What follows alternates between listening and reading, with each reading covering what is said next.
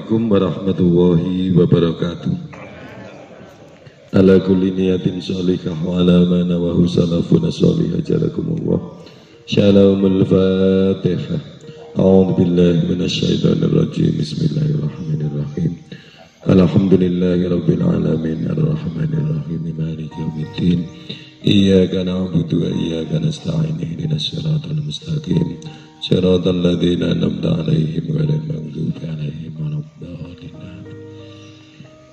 Bismillahirrahmanirrahim. Alhamdulillah wahdah sadaqa wa'dah wa nasara 'abdah wa 'azza jundahu wa hazamal ahzaba wahdah. Asyhadu an la ilaha illallah wahdahu la syarikalah wa asyhadu anna Muhammadan abduhu wa rasuluhu la nabiyya ba'dah.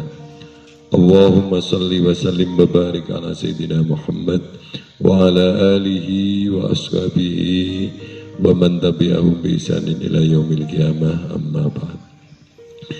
Yang sangat kami hormati Ibu Kepala Sekolah, yang kami hormati Bapak dan Ibu Wakil Kepala Sekolah, Bapak Ibu guru dan karyawan SMP Negeri 30 Semarang yang kami sayangi dan mudah-mudahan yang dirahmati oleh Allah Subhanahu wa taala. Yang pertama, mari kita selalu memanjatkan puji dan syukur kehadirat Allah Subhanahu wa taala. Pagi hari ini di hari ketiga bulan Syawal kita bisa bersama-sama hadir di tempat ini. Dan tentunya seperti tadi sudah disampaikan oleh Ibu maupun Bapak Basuki Gunarto, di bulan Syawal ini diharapkan kula jenengan ada peningkatan. Sebagaimana makna bulan Syawal yaitu bulan peningkatan. Terlebih-lebih Bapak Ibu yang saya hormati, barangkali seumur kula jenengan seperti saya ini sampai umur 53 ini baru tahun ini mengalami lebaran dengan kondisi seperti ini. Tidak biasanya lebaran seperti tahun ini. Lebaran atau nek wong Jawa ngomong bodo rak kaya bodo. Nah, ini sebuah fenomena baru. Satu hal yang harus kita terima. Dan mudah-mudahan ini bagian dari cara Allah untuk meningkatkan iman dan takwa kita pada Allah Subhanahu wa taala.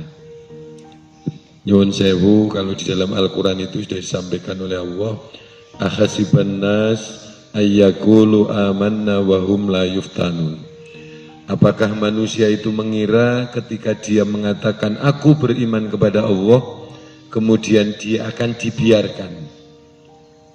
Justru ketika dia mengatakan aku beriman kepada Allah, maka di situ manusia akan mulai diuji oleh Allah Subhanahu wa taala.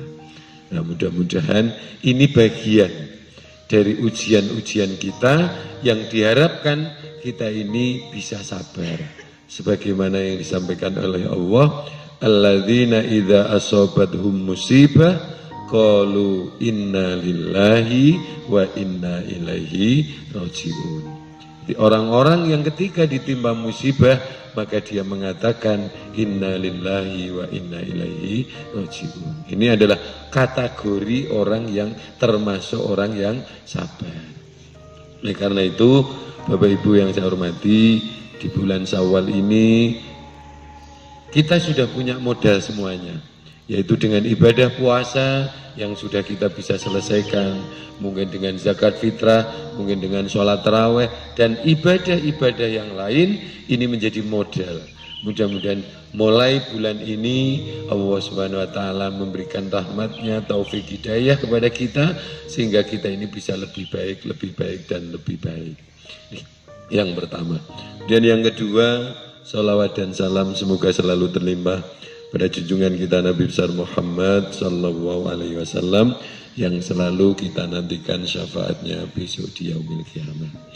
Bapak Ibu yang saya hormati, tidak banyak yang saya sampaikan. Yang pertama bahwa ini adalah bulan yang baik. bulan di mana kita oleh Allah Subhanahu wa taala sudah diberikan kesempatan. Jadi saat inilah saat yang terbaik kula jenengan itu semakin mendekatkan diri kepada Allah. Ini yang pertama. Yang kedua, saat yang baik kita menjalin tali silaturahmi. Utamanya nyuwun sewu, yang pertama adalah dengan kedua orang tua. Baik yang sudah meninggal maupun lebih-lebih yang masih hidup. Ya. Ini yang utama. Jadi orang tua ini luar biasa, Bapak Ibu yang saya hormati. Baik yang sudah meninggal maupun yang masih hidup itu, beberapa waktu yang lalu saya masih ingat Ibu Kepala Sekolah juga menyampaikan bahwa orang tua itu air matanya sangat manjur, doanya sangat makbul. Itu orang tua. Nah, mungkin kita ini juga sekarang bisa seperti ini tidak lepas dari doa orang-orang tua kita dulu. Orang-orang tua kita dulu juga berdoa mungkin minta anak cucunya, anak turunnya bisa lebih baik dari beliau-beliau. Dan mungkin kita ini salah satu orang yang bisa nemuinya. Makanya nyuwun sewu, ini yang di saat bulan seperti ini yang pertama adalah orang tua, mari kita jaga. Kalau di dalam Islam itu Bapak Ibu yang saya hormati, ada kisah yang mungkin Bapak Ibu nanti bisa bandingkan. Yang pertama, ada seorang ahli ibadah yang luar biasa, kesolehannya tidak diragukan lagi. Bahkan oleh baginda Rasul pun beliau tidak meragukan kesolehan orang sahabat yang bernama Alqamah. Di Alqamah ini orang yang sangat saleh, orang yang sahabat Rasul, jadi hidup di masa Rasulullah masih hidup.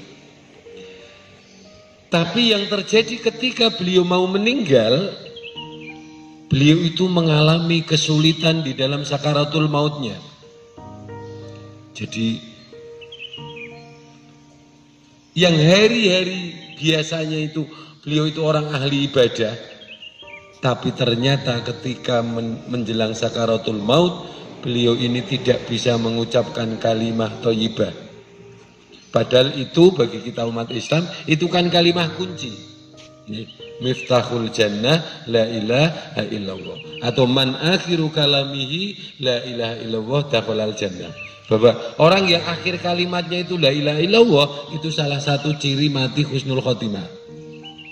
Yang kedua, ini adalah jaminan. Jadi nyuwun sewu, orang Islam ini nek ngantek orang mlebu swarga niku lucu. Wong kuncine wis dikekke kok. Nggih, kuncinya sudah dikasih, kok ngantek orang mlebu swarga niku lak yo mbangeti. Nah niku tapi nek jarene kanca kula niku ya iso wae. Lah kok iso? Lah kuncine kakean dienggo nggo buka liyane. Akhire ana apa? Untune rampal. Akhirnya begitu waktune kunci sing sebenarnya, pintu yang sebenarnya wis ora iso dienggo. Niki nyuwun sewu. Makanya nah Alqamah itu demikian. Ketika beliau mau meninggal itu enggak bisa. Akhirnya sahabat-sahabat lapor kepada Rasulullah. Ya Rasulullah, niki Alqamah kok mboten saged, sakaratul mautnya kok tersendat. Akhirnya Alqamah tanya, masihkah dia punya ibu? Oh tasih Kanjeng Nabi. Coba engkau mintakan maaf kepada ibunya. Kemudian sahabat ini berangkat ke ibunya dan matur kepada ibunya bahwa Alqamah sekarang ini sudah dalam keadaan sakaratul maut. Dia minta maaf kepada ibunya. Apa yang dibilang oleh ibunya? Saya tidak akan pernah memaafkan Alqamah. Ibunya bilang tidak akan memaafkan Alqamah. Akhirnya sahabat yang diutus Rasulullah ini balik ke Kanjeng Nabi lagi. Kanjeng Nabi ibunya mboten kersa ngapura. Sekali lagi ke sana, mintakan bahwa bilang Alqamah saat ini sudah dalam keadaan sakaratul maut. Ke sana lagi. Sampai di sana ibunya masih kukuh, saya tidak akan memaafkan Alqamah. Sampai akhirnya setelah yang kedua ini utusan balik ke Kanjeng Nabi, maka Rasulullah ngendika, wis ngene, matur ibune, nek ibunya tidak memberikan maaf, maka Alqamah saat ini akan saya bakar. Makanya sebagian sahabat kemudian disuruh oleh Rasulullah untuk apa? Mencari kayu. untuk membakar Alqamah yang nyuwun sewu Masai saat itu masih sakaratul maut. Setelah utusan ini sampai di ibunya, bilang, saya tidak akan memaafkan. Oh ya ampun, nggih sampun, nek ibu tidak berkenan untuk memaafkan, tidak apa-apa. Tapi yang ibu harus ketahui, Rasulullah ngendika, kalau ibu tidak mau memaafkan, maka Alqamah akan dibakar. Ketika mendengar bahwa Rasulullah merintahkan Alqamah akan dibakar, naluri seorang ibu tidak bisa dihindari. Akhirnya dia tetap sebagai seorang ibu tidak akan pernah tega kepada anaknya. Ibaratnya tego lorone tapi tidak akan pernah tego batini. Akhirnya orang ini dimaafkan. Begitu dimaafkan oleh ibunya, Alqamah kemudian meninggal dan bisa mengucapkan kalimat thayyibah. Ini satu cerita. Kesalehan yang demikian luar biasa ternyata tidak bisa menjadi penutup kesalahan yang dilakukan seorang anak terhadap ibu. Dan Bapak Ibu maaf, mungkin selama ini kita hanya mendengar cerita ini. Sebab utamanya apa sih yang dilakukan Alqamah kok sampai dia mengecewakan ibunya itu? Sebabnya itu sepele. Jadi nek kaya mriki niku kok jaman sakniki ngeten iki bodo-bodo. Nggih, kaya kula niku di bojo, masih punya mertua. Nah, hari lebaran ngeten iki kula nukokke bojo klambi anyar ning wong tua kula niku ora tak tukokke. Akhirnya ibunya Alqamah itu sampai lah iya, aku sing gedhekke saiki malah sing diutamake wong liya. Sakit hatinya itu yang kemudian nyuwun sewu nandes. Hanya karena apa? Mengutamakan istrinya daripada orang tuanya sendiri. Makanya nyuwun sewu, ibu-ibu terutama saya itu sering weling, Bu, disadari bahwa garwane jenengan itu punya kewajiban terhadap orang tuanya. Jadi ketika panjenengan bodoh-bodoh kok dijak mudik sik ning nggone ning lanang niku ya disadari. Karena kalau tidak demikian garwane jenengan yang terkena dosanya. Karena seorang laki-laki ketika menikah itu kewajibannya terhadap orang tua tidak hilang. Niku beda kalian jenengan. Nah ibu-ibu ketika begitu menikah jenengan kalian wong tua niku wis dadi nomor loro. Nomor satu adalah suami. Jadi harus diutamakan suami dulu. Tidak boleh jenengan ngaya wis ngene perjanjian pokoknya tahun niki aku tahun sesuk kowe. Yo asal itu sepakat nggak masalah. Tapi kalau tidak sepakat kemudian ada orang tua dari khususnya pihak laki-laki yang nyuwun sewu merasa dikiwake. Lah niki yang nyuwun sewu bahaya. Lah niki harus disadari karena nggih niku mau jenengan ketika sudah garwane jenengan niki kalih bapake kare waline wis sudah saya terima nikahnya niku hubungan jenengan kalih wong tua tel. Ini mulane dalam syariat Islam seorang wanita yang sudah menikah itu maka kewajiban taatnya adalah yang pertama kepada suaminya, baru kepada kedua orang tuanya. Ini yang pertama. Ini cerita yang pertama. Nah, bandingkan Bapak Ibu dengan cerita yang kedua. Di zaman Rasulullah di Yaman atau waktu itu masih namanya negeri Sam, itu tinggal seorang penggembala kambing, pemuda penggembala kambing. Namanya Uwais Al-Qarni. Uwais Al-Qarni ini masih bujang. Dia hanya tinggal dengan ibunya yang sudah dijanda. Dan pekerjaan Uwais ini hanya menggembala. Dan sekali-sekali ke pasar untuk memenuhi kebutuhan ibunya. Tapi hari-harinya itu hanya dikhususkan untuk ibunya. Bahkan nyuwun sewu, ketika ibunya itu suatu saat niku ngomong, jadi niku jadi tidak permintaan. Aku kok sok kapan yo iso munggah kaji. Ibunya itu bilang begitu. Uwais ini sudah mikir, bagaimana saya bisa mewujudkan cita-citanya ibu. Nah, ketika itu kan belum ada pesawat kayak niki. Jadi naik wong saat itu ya naik onto atau jalan. Yang dilakukan oleh Uwais pertama itu apa? Dia beli pedet, perso pedet gitu. Pedet itu anak sapi kecil. Pedet kecil itu bawa pulang.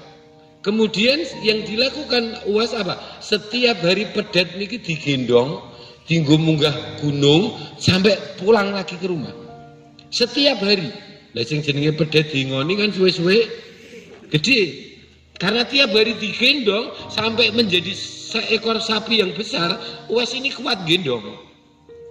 Nah setelah dia bisa gendong sapi dengan dari rumah sampai gunung balik lagi, maka niat ibunya itu diwujudkan. Dengan cara apa? Gendong ibunya dari Yaman sampai Mekah untuk melaksanakan ibadah haji. Dan yang istimewa Bapak Ibu yang saya hormati, ketika UAS ikut, karena namanya gendong ibunya munggah haji, kan otomatis dia juga mengikuti ritual haji. Waktunya tawaf ya melu, tawaf waktunya sa'i nggih melu, sa'i. Tapi tak satu pun doa yang dia panjatkan untuk dirinya. Semua doanya hanya untuk ibunya.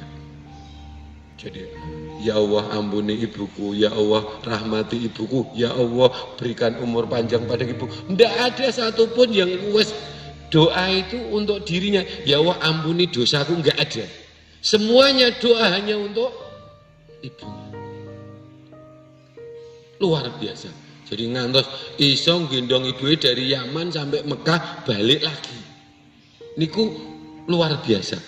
Maka UAS ini belum pernah ketemu Rasulullah. Karena beliau pernah berniat ketemu Rasulullah waktu itu dari Sam berangkat ke Madinah, tapi ternyata Rasulullah saat itu sedang keluar perang. Jadi tidak ketemu. Nah pesannya ibunya, kamu ketemu tidak ketemu Rasulullah, pokoknya sebentar harus segera pulang. Karena begitu sampai di sana nggak ketemu Rasulullah, UAS ini balik lagi. Jadi secara fisik UAS ini belum pernah ketemu Kanjeng Nabi. Tapi yang dilakukan oleh Rasulullah luar biasa. Beliau berpesan kepada Umar bin Khattab dan Sayyidina Ali, Umar, Ali, nek kamu sempat ke Syam, sempat ke Yaman, cari anak muda yang bernama ini, namanya Uwais Al-Qarni, cari dia dan minta doanya kepada dia. Bapak Ibu yang saya hormati, orang sekelas Umar bin Khattab, Sayyidina Ali itu suruh minta doa kepada Uwais. Seorang penggembala kambing. Kenapa? Kalau orang yang dimintai doa ya nyuwun sewu logikane, berarti dia itu nyuwun sewu dongane luwih makbul, makomnya lebih tinggi kan begitu.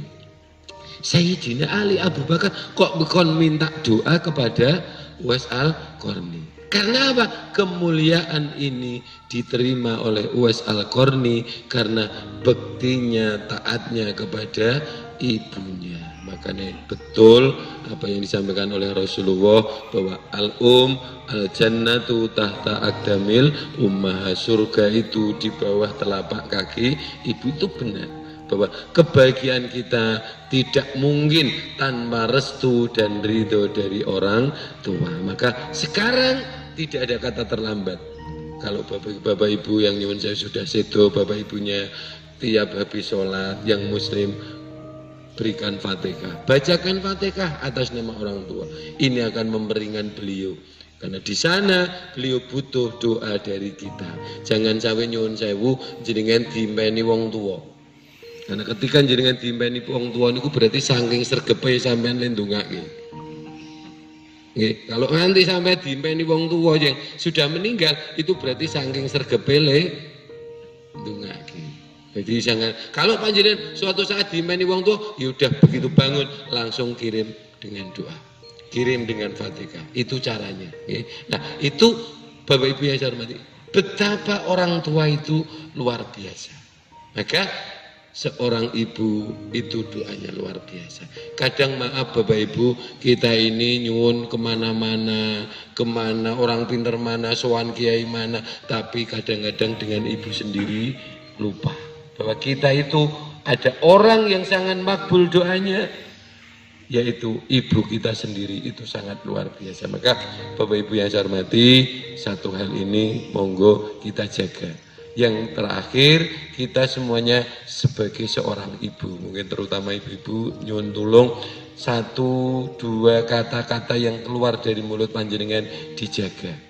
Karena panjenengan itu ketika ngendikan sangat luar biasa efeknya bagi putra putri panjenengan. Nggih.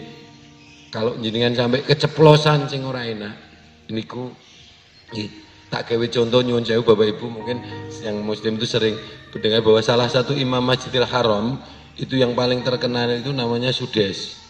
Nggih Pak Agus nggih. Sudes itu suaranya paling melengking. Itu dulu ketika kecil belingnya minta ampun. Ketika ibunya buat adonan mau buat roti itu, gandume niku dia niku dolanan pasir dipiurke ngoten. Nah niku nek cara wong tua nek jengkel mun entek. Dadi adonan yang mau buat kue itu dipiuri pasir kali Sudes kecil itu. Apa yang disampaikan oleh ibunya? Ya Allah bocah, subhanallah muga-muga iso ngimami ning Masjidil Haram. Jadi dia hanya mengalah. Lah kula jenengan kadang-kadang nek nyuwun sewu nek nesulak bablas. Bocah kok koyok setan kan ngono. Lah nek bocahe setan berarti mbokne kan ya kan ya tidak jauh dari setan kan gitu kan. Lah ini apalagi nyuwun sewu sampai keluar sing sikile papat jangan sampai. Nggih. Uas misalnya gitu, jangan sampai gitu.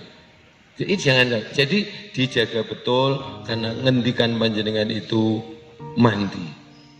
Dijaga betul karena ngendikan panjenengan terhadap putra-putri panjenengan itu akan bisa memberikan athar yang luar biasa. Jadi hikmahnya silaturahmi tahun ini adalah bagaimana kita membenahi, karena semuanya kan banyak dilakukan di keluarga.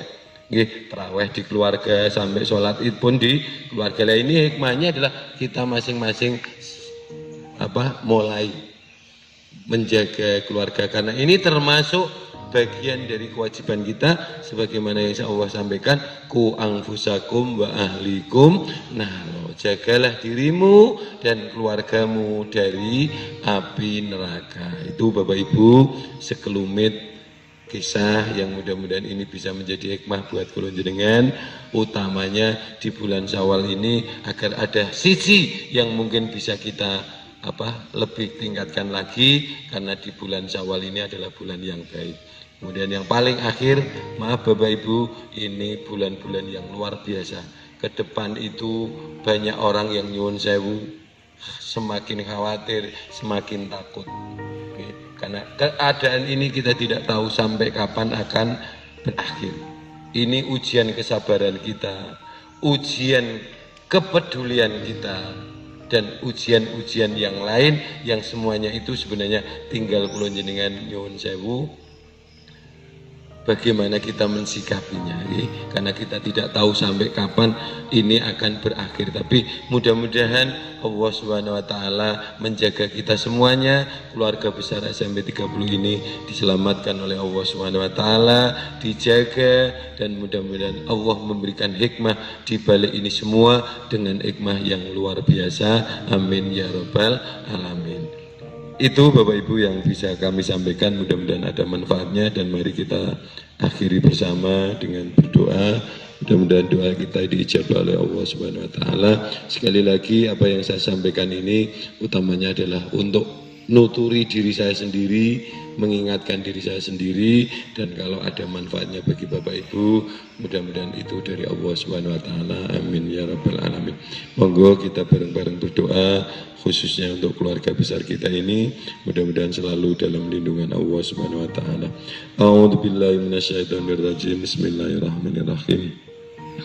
Alhamdulillahirabbil alamin, hamdan syakirin, hamdan na'imin, hamdan yuwafi ni'amahu wa yukafi mazidah. Ya Rabbana lakal hamdu kama yanbaghi li jalalika wa 'azimi wajhika sultanik. Allahumma salli wa sallim wa barik ala sayyidina Muhammad salatan tunjina biha min jamil ahwali wal afat wa taqdilana biha min jamil hajat wa tutahhiruna biha min jamil sayiat wa tarfa'una biha indaka ala darajat wa tuballighna min asnawayat min jamil khairati fil hayati wa ba'dal maut. Allahumma ighfir lana dhunubana wa hadayna kullaha wa liwalidina warhamhuma kama rabbayana shighara wa li azwajina wa dhurriyyatina wa ahlana wa talamidana wa li jami'il muslimina wal muslimat wal mu'min al-ahya'i minhum wal amwat. Ya Allah, Tuhan yang Maha Pengampun, ampunilah segala dosa dan kesalahan kami, orang tua kami, anak-anak kami, istri, keluarga, dan murid-murid kami semua, ya Allah. Bimbinglah kami ke jalan benar, jalan yang lurus, dan jalan yang Engkau ridhai. Allahumma sallimna minal musibati wal bala wa min afatid dunya wal akhirah. Ya Allah, selamatkanlah kami dari segala bala, bencana, dan wabah yang akhir-akhir ini sedang melanda pada kami. Selamatkanlah kami ya Allah, selamatkan dunia dan akhirat kami. Bimbinglah kami ke jalan-Mu, jalan yang Engkau ridhai. Allahumma arinal haqqa haqqa warzuqna ittiba'ah wa arinal batila batila warzuqna istinabah. Ya Allah, tunjukkanlah kepada kami yang benar itu nampak benar dan kami dapat melaksanakannya.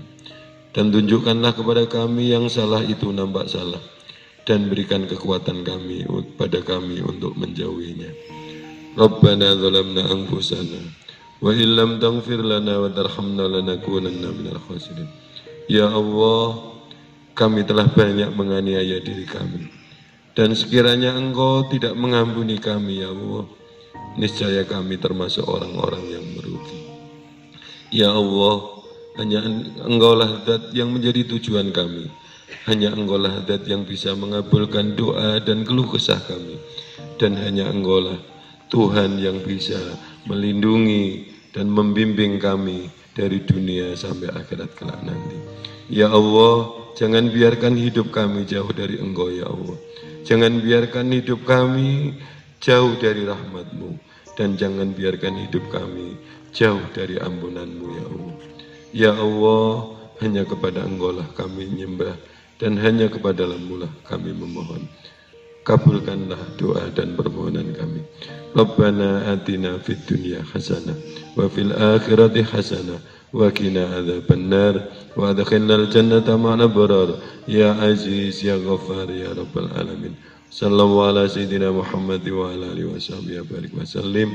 Subhana rabbika rabbil izzati amma yasifun wa salamun alal mursalin walhamdulillahi rabbil alamin. Bisirril Fatihah. A'udzu billahi minasyaitonir rajim.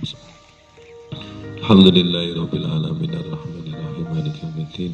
Iyyaka na'budu wa iyyaka nasta'in ihdinas siratal mustaqim siratal ladzina an'amta 'alaihim ghairil maghdubi 'alaihim waladdallin. Terima kasih, kurang lebihnya mohon maaf. Akhirnya wallahul muwaffiq ila aqwamit thoriq. Assalamualaikum warahmatullahi wabarakatuh.